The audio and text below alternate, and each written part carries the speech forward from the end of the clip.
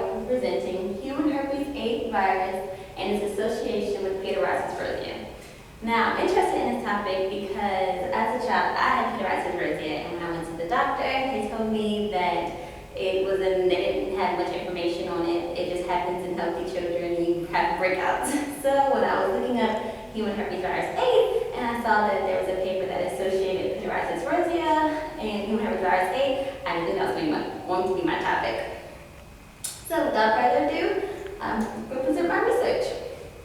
So for the general topic, what is the herpes virus?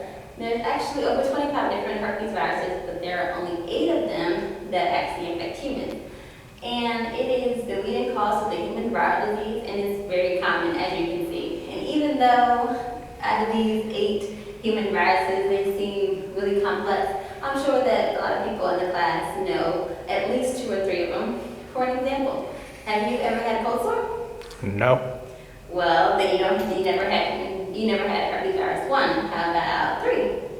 Have you had chickenpox? Yes. Or liver shingles, and that means you've had human herpes virus 3. More commonly, we know about human herpes virus 2, which is the genital herpes that is associated with STDs. But nonetheless, they're all viruses, and once you become infected with them, you have them for life. Doesn't matter if it's active or inactive, it's always going to remain in your body. So the overview of the virus is that, this is an enveloped virus. It's on its actual biolipid membrane. It has glycoproteins, which are these things that are surrounded there actually inside of the membrane, and these help recognize other cells that they're about to attack. And once they attack the nucleocapsid, which has the DNA of that nucleus, as well as the tegument, they travel inside of the cell they just attacked, and then when they reach the DNA nucleus, they invade the nucleus of the host, and the tegument also travels with the DNA as well, because in order for it to initiate DNA replication, inside of the tegument it actually has proteins that allow it to initiate replication, and so forth. So what is actually human herpes virus 8? Human herpes virus 8 is a relatively new virus that was discovered in 1994 by Chang. It is one of the viruses that infects humans. And what happened was, when he was testing tissues, KS tissues, which is Kaposi sarcoma, he was testing tissues from the KS tissues in patients that had AIDS versus patients that didn't have AIDS.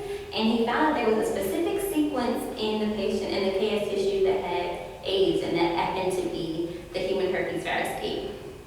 And now today it's known that KS is actually caused by the human herpes virus. And the interesting thing about this virus is that it's not spread equally across the globe. There are actually some areas that have a higher prevalence than others.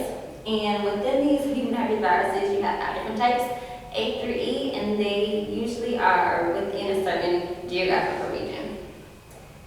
Now, just for a visual, I made a map of the continent, and here, like A, B, C, and D are different types of subtypes. The E is not on this graph because it's usually found in Native Americans, but A is found in, that's the virus subtype that's found in North America, that's found in the USA, also in some parts of Europe.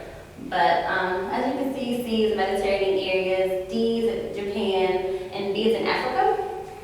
And I wanted to focus more so on Africa because it has the highest prevalence. Over half of the population has human herpes virus 8.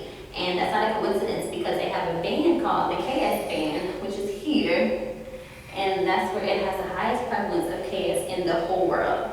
And also, the human herpes virus is found more within this band than areas outside of the band. And that's another reason, just to bring it home to us why it's related to our class, is that when I was looking at a paper, it was in 1998. The research was in 1998, and I know that it's not within the frame that we were supposed to research, but it said that 79% of the cases are subtype A. And so I was looking for different kinds of papers that had human herpes virus 8 in the United States, and I only found one of them, and it was research done in 2002 where children in South Texas were tested for the human herpes virus, and over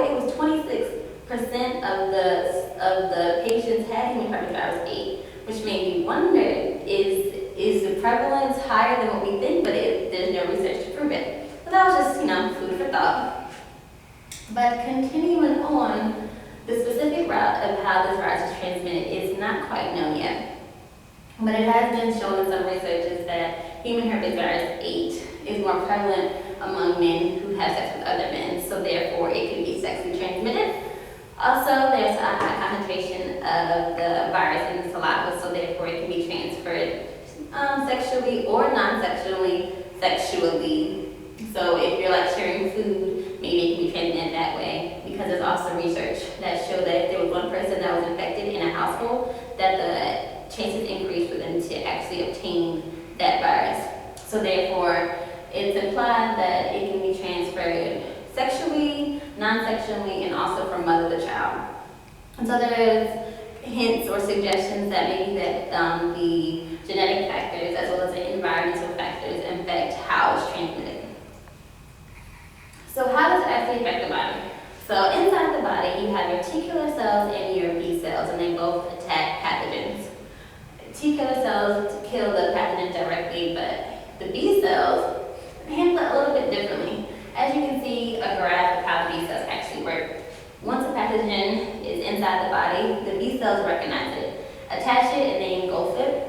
And then after that, they break up the pathogen into different pieces of fragments, and then it associates with the T helper cells. And the T helper cells just secrete cytokines, and they activate the B cells and tell them to make antibodies so they can attack other cells. They can kill and attack other cells that have been infected with the pathogen. But human herpesvirus 8 is one of the few viruses that target APC cells. Now, APC cells are antigen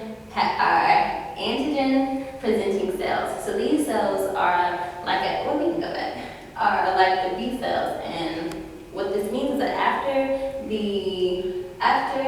the cell engulfs the pathogen, when it breaks it up, there are pieces of the pathogen that's still inside the cell, which makes them antigen presenting.